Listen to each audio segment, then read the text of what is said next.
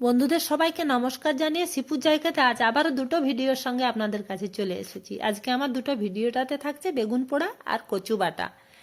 এখানে দেখুন আমি একটা বেগুন নিয়ে টাটকা বেগুন নিয়ে ফালা করে কেটে দিয়েছি, পরিষ্কার করে আগে ধুয়ে নিয়েছি। তারপর 4টে রসুনের কোয়া, 2টো কাঁচা লঙ্কা দিয়ে দিচ্ছি ওর মাঝখানে, আর একটা সাইডেও ফেড়ে করে দেখে নিচ্ছি যাতে পোকা না থাকে। এরপর আমি অল্প সরষের তেল পুরোটাতে লাগিয়ে দেব ভালোভাবে সিদ্ধ হওয়ার জন্য। সরষের তেলটা লাগিয়ে দিলে পুরোটা ভালোভাবে সিদ্ধ হয়ে যায় জলদি। এরপর আমি গ্যাসের উপর একটা বেগুন শেকার জন্য স্ট্যান্ড দিয়ে দিচ্ছি। স্ট্যান্ডটা লাগিয়ে বেগুনটাকে এপিট আর ওপিট করে 5 মিনিট করে পুড়িয়ে নেব।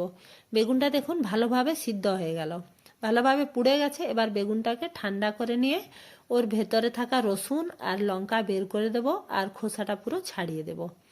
তারপর মেখে নেব, রসুন লঙ্কা সব চটকে দেব আর অল্প সরষের তেল দিয়ে দেব। কাঁচা সরষের তেল দিলে টেস্ট অনেক ভালো হয়। আর কাঁচা পেঁয়াজ আমি ছোট ছোট করে কুচিয়ে একসাথে ভালোভাবে মিক্স করে দিচ্ছি আর পরিমাণ মতো লবণ দিয়ে মেখে দিলাম। তৈরি হয়ে গেল আমার বেগুন পোড়া। এরপর আমি কচু বাটা বানাচ্ছি। কচু বাটার জন্য এখানে আমি 150 গ্রাম কচু নিয়েছি। কচুগুলোকে ভালোভাবে খোসা ছাড়িয়ে পরিষ্কার করে ধুয়ে ছোট ছোট করে কুচিয়ে একটা মিক্সির জারের ভিতর দিয়ে দিচ্ছি।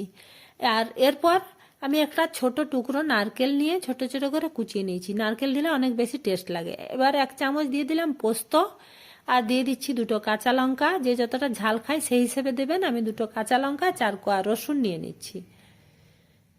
4 কোয়া রসুন দেওয়ার পর এখানে আমি দিয়ে দিচ্ছি 2 চামচ সাদা সরষে। আপনারা কালো সরষে দিয়েও বানাতে পারেন, তাতেও অনেক টেস্টফুল হবে। আমি এখানে সাদা সরষেটা নিয়েছি। এরপর দিয়ে দেবো 1 চামচ কাঁচা সরষের তেল। কাঁচা সরষের তেল দিলে খুব ভালো টেস্ট লাগে। সরষের তেলের ঝাঁঝে দারুণ লাগে, পুরো যেমন পোস্ত বাটা মতো। তো একটা স্মুথ পেস্ট বানিয়ে নেব। এরপর একটা প্লেটের ভিতরে ঢেলে পরিমাণ মতো লবণ দিয়ে দিলাম। আমি আগে লবণটা দিইনি, চাইলে আপনারা মিক্সিতে লবণটা দিয়ে দিলে ভালোভাবে মিক্স হয়ে যাবে। তো এরপর কারো কারো কচু খেলে গলা চুলকায়, ওই জন্য আমি দিয়ে দিচ্ছি এখানে আধা লেবুর রস।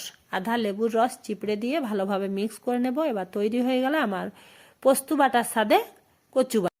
বন্ধুরা, আপনাদের যদি কচু বাটা আর বেগুন পোড়ার ভিডিও ভালো লেগে থাকে তাহলে প্লিজ লাইক সাবস্ক্রাইব করবেন আর দেখার জন্য